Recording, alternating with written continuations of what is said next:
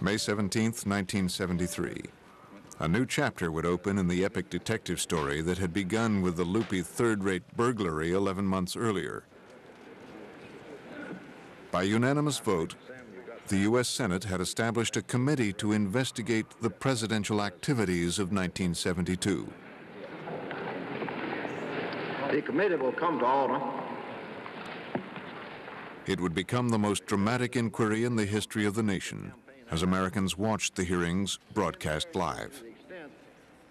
This was a premier moment for Sam Erwin, for Howard Baker, for both Democrats and Republicans, because by then, even our friends who were on our side in the election were talking about us as being probably the most evil people in the world, ever. To which illegal, improper, or unethical activities. Senator Sam Ervin, a Democrat from North Carolina, was the chairman. First, I want to thank you for swapping places with me. Tennessee Republican Howard Baker had been named the vice chair. No way on earth I could swap places with you. And one of the first things I did was to call the White House and ask for an appointment with President Nixon. President Nixon was in his little office in the EOB, the old executive office building. I remember beginning the conversation by saying, Mr. President, I want to let you know that as senior Republican on the committee, I'll be there to do my job, but I'll also be there to make sure you get a fair shake.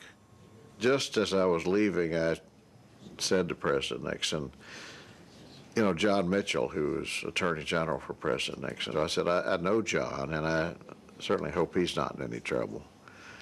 And I remember vividly that President Nixon sort of looked down and said, well, he might be. And at that moment, there was a light bulb went on in my head, and I thought, you know, there's more to this than I know. Characterize that memorandum as fighting some minority members of the committee, Fred Thompson as minority counsel, and Senator Baker, who was the minority leader on the committee. They were attempting to constrict the hearings, to only take about a couple weeks or so, only pick at the highlights, call people like Haldeman or so, and then close, because they said the public would get tired of us. I always thought that the heart of it, the root of it, was a bunch of young guys getting together trying to impress a bunch of older guys. You know, but look what I was able to do, look at the information that I was able to get. And the older guys didn't stop it. That I could not use as my defense the story that the operation had been a CIA operation because it was not true. James McCord, the Watergate burglar who had blown the whistle on the White House pressure to remain silent, was among the first witnesses. Of all the witnesses that I put on in the Watergate hearings, I think James McCord was the one I had the most sympathy for. He, too, had a strange, distorted view of America, and I don't think the Constitution or the Bill of Rights was in it, but he was a loyalist, a true loyalist. The organization to be one of the finest organizations of its kind. McCord's testimony would put President Nixon on the defensive. By now, I was completely convinced that the White House was behind the idea and the ploy which had been presented, and that the White House was turning ruthless, in my opinion, and would do whatever was politically expedient at any one particular point in time to accomplish its own ends. He wanted to tell the story that this had been a White House-ordered operation, that he, and particularly the Cubans, had done it as a matter of patriotism. They were following the president's orders. They were not low-life burglars. To him, being called a burglar, his own self-perception of himself as a CIA agent, as a father, as a parent, it just destroyed him, and he really wanted to get that out. All right. Thank you.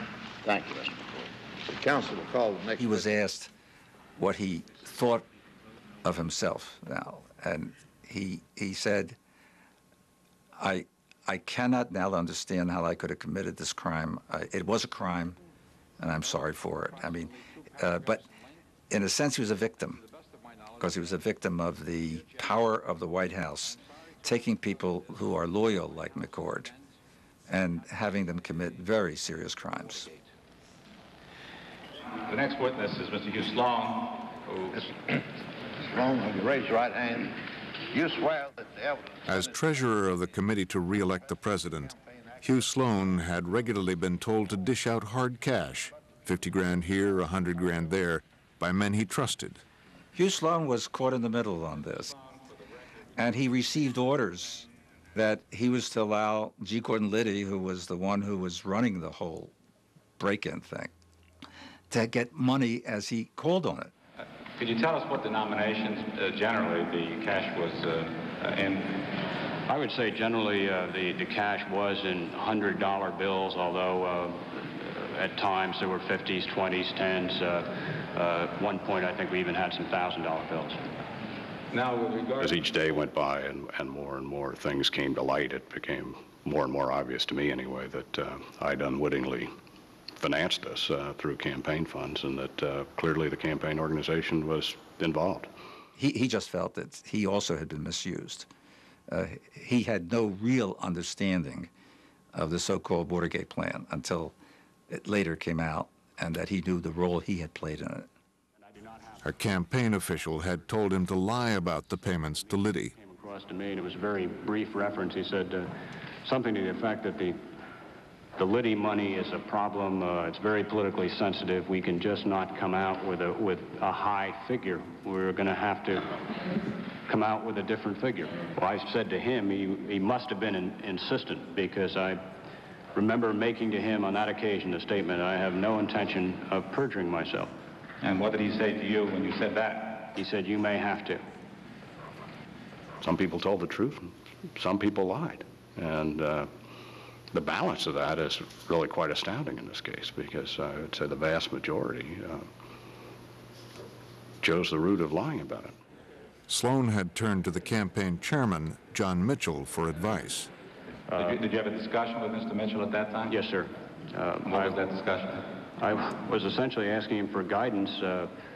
The campaign literally at this point was falling apart before your eyes. Nobody was coming up with any answers as to what was really going on. I had some very strong concerns about where all this money had gone.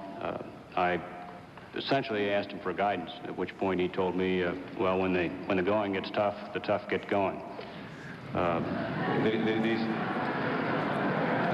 Did he say anything else to you? Quite frankly, Mr. Dash, that is the one thing that really sticks in my mind. I think I left at that point. No. A lot of the young people, their only life experience since college was basically working for a Haldeman or an Ehrlichman, and are suddenly in the big sweep of the White House, and they had no other touchstone. People had been in the military, at least, for instance, had done some other things in between. I think had some real independence of judgment, whereas these people just went down with the ship.